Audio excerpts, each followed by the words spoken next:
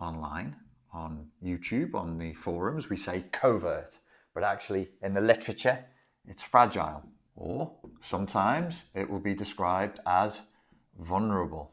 And they're saying, wait, there is a type of narcissist who's fragile, who's vulnerable, who will show weakness, who's not the alpha male, the alpha female, top of their class. They'll actually be vulnerable, and they'll actually promote feelings of vulnerability. When we're talking about fragile or vulnerable narcissists, how would we define them briefly? So within 30 seconds, the way that I would define somebody that you would be saying was functioning from a fragile narcissistic personality structure or strategy would be somebody who is cycling. So they're constantly in a cycle of elation and depletion. Unlike the grandiose narcissist who has a ready supply of narcissistic narcissistic supply, so they're on a fairly continuous steady burn of elation, the fragile or vulnerable narcissist is failing all the time to get that supply. He gets it, he loses it. She wins it, she loses it again.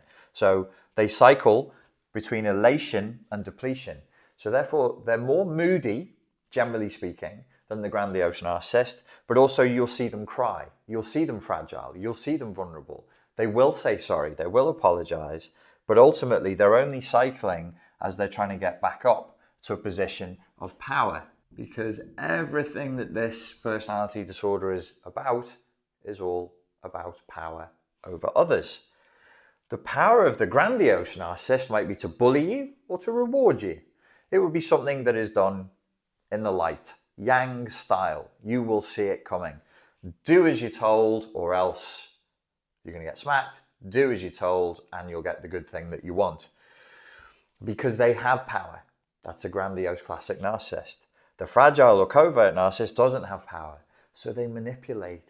They cajole. This is why I think why covert is such a popular way of talking about them, is because they can't do it in a way that is direct. They have to be indirect. So this lack of power, this fragile structure that they're coming from, means that they have to be intensely manipulative.